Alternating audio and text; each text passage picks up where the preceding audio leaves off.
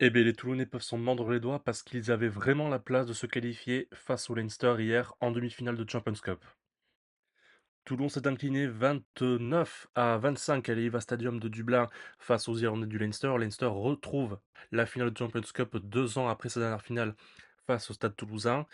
Le Leinster qui s'est qualifié, mais qui a eu énormément de réussite face à des Toulonnais qui peuvent s'en vouloir. Et surtout, on a vu une équipe de Toulon qui manquait cruellement d'expérience face à des Irlandais qui pourtant ont paniqué dès qu'ils n'avaient pas la balle et dès qu'ils devaient se mettre à défendre. Et c'est d'autant plus frustrant pour les Toulonnais. On va voir dans cette vidéo comment le Leinster a complètement paniqué à des moments improbables et les moments où Toulon aurait pu faire beaucoup mieux pour se qualifier parce qu'il y avait vraiment la place pour les Toulonnais. Alors dans une précédente vidéo, j'avais pronostiqué une victoire du RCT. Bon, ça s'est joué à 4 points et pendant le match en fait, autant j'avais trouvé au début du match le Leinster qui était pas loin de faire son meilleur match offensivement de la saison et jusqu'à ce que voilà, on retrouve les faiblesses du Leinster qui m'avaient amené à dire que le Leinster allait perdre face à Toulon. Mais ce match me rassure pas du tout pour eux pour la suite, hein, parce qu'en finale, je pense qu'ils vont se faire désosser, soit face à l'UBB, qui joue cet après-midi face à Baf. Admettons qu'ils gagnent, je pense qu'on part du principe qu'ils vont gagner. Je pense que le Leinster va se faire désosser par l'UBB, qui a beaucoup plus d'expérience que Toulon, et qui va se régaler dans cette défense quand même très perméable du Leinster. Alors comme je disais, tout avait bien commencé côté irlandais, pourtant, Toulon qui paniquait un petit peu en début de match, qui faisait des fautes un peu bêtes, et ça permettait au Leinster d'avoir le contrôle du ballon.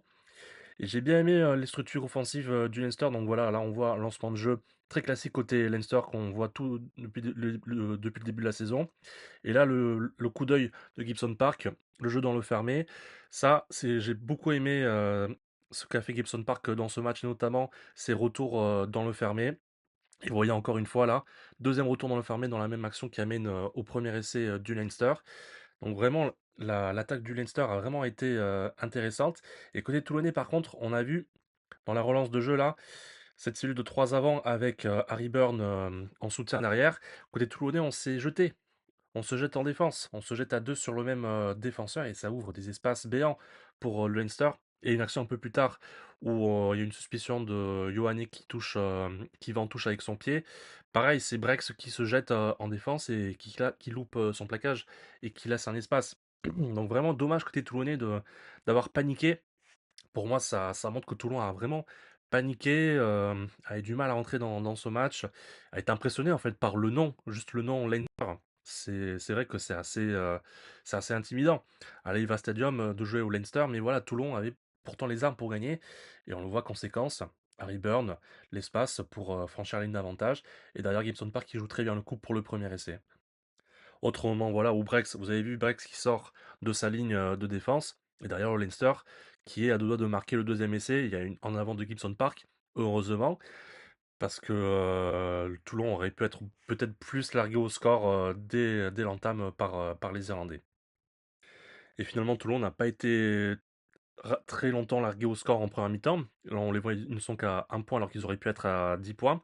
Et voilà, Van der Vleck qui marque le deuxième essai irlandais à 8 minutes de la mi-temps. Voilà, on pense que le Leinster euh, va prendre définitivement le large dans ce match. Et pas du tout. C'est à partir de là que le Leinster va commencer à paniquer. Toulon va avoir son premier ballon d'attaque, on le voit. Déjà, montée approximative en défense, on voit Jimmy Osborne qui monte en pointe. Alors, le Leinster monte en pointe par définition en défense, ok. Moi, le problème, ce qui me gêne, c'est qu'Osborne, là, on le voit tout seul. Il n'y a personne qui suit. Et côté toulonnais, ils sont 1, 2, 3, 5 dans un petit couloir et avec une partie si étroite de largeur avec autant de joueurs, ça passe quasiment jamais. Parce qu'avec la ligne de touche, tu peux quasiment pas passer en attaque.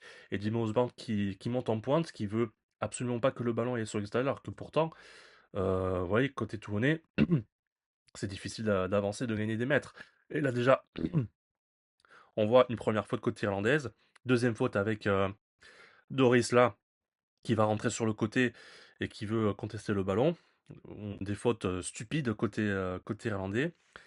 Toulon qui arrive à bien déplacer le ballon quand même. Et après, voilà, punition, carton jaune pour le Leinster. Et en plus, Andrew Porter qui fait une faute et qui aurait pu peut-être mériter un peu plus, donc il va sortir 10 minutes.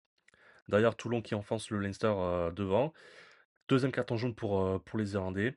Donc Toulon se retrouve à 15 contre 13. À ce moment-là du match, Toulon peut vraiment assommer le Leinster. Toulon peut vraiment assommer le Leinster et ne l'a pas fait en début de deuxième mi-temps, alors qu'ils sont à 15 contre 13. Les amis, si cette vidéo vous plaît, n'hésitez pas à vous abonner, à lâcher un pouce bleu et à écrire un commentaire pour le référencement de la vidéo. Je poste plusieurs vidéos de ce type dans la semaine, et notamment avec l'actualité chargée, la fin de la Pro D2. On va s'intéresser, le top 14 bien sûr, et la Champions Cup actuellement.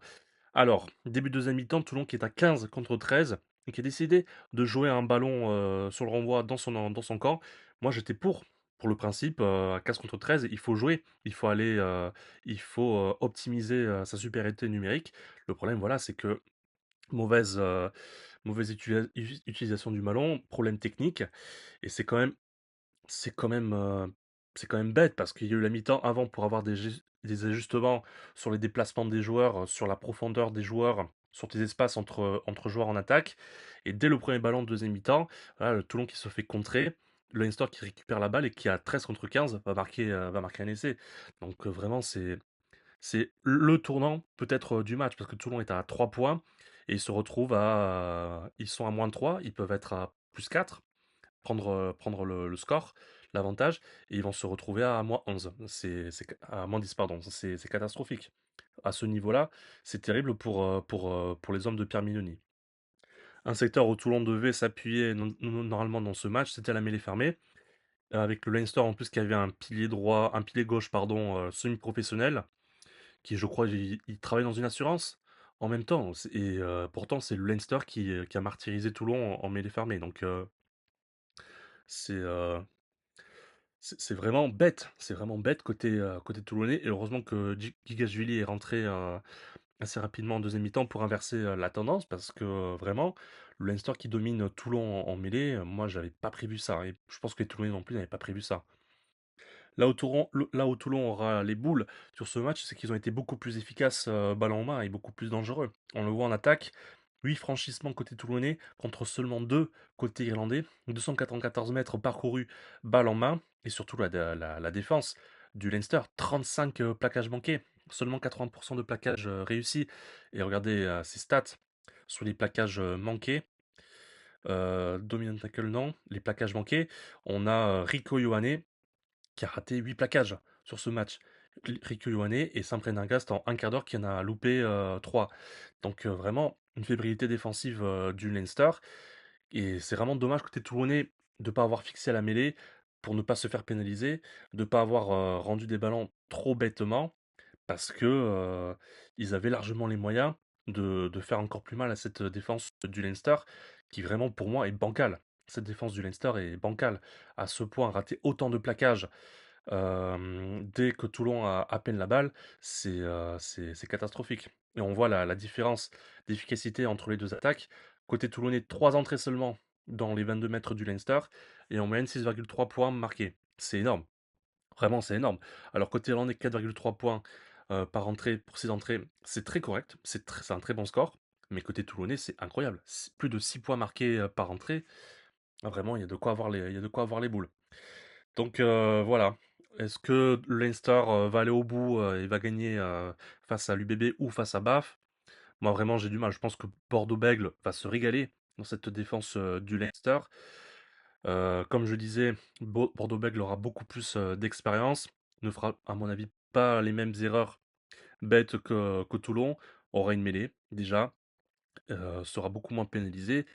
Et puis voilà, Jalibert, Moefana, De Porter au milieu du terrain, ça va faire mal. Et puis surtout, Ioane face à Rayassi, il va prendre tarif. Rayassi, il va bouffer Rico Ioane. Là, le mec, il a loupé 8 plaquages face à Toulon, face à Rayassi. Je pense qu'il va prendre tarif, il va prendre cher. Enfin voilà, fin de la vidéo. Prochaine vidéo, on va débriefer évidemment l'UBB face à BAF, on va voir ce que ça donne. Merci d'avoir suivi la vidéo, désolé pour les Toulonnais, forcément il y avait de la place. Alors moi, je vais être honnête avec vous, je suis supporter du Leinster, donc je suis content qu'ils aillent en finale.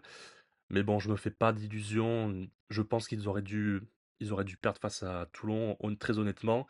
Et en finale, Leinster, je les vois pas faire long feu longtemps face à Bordeaux-Bègles ou face à Bath, on verra, même si je crois pas trop côté anglais d'un exploit à Bordeaux. Enfin bon, on verra. Portez-vous bien les amis et à très bientôt. Ciao.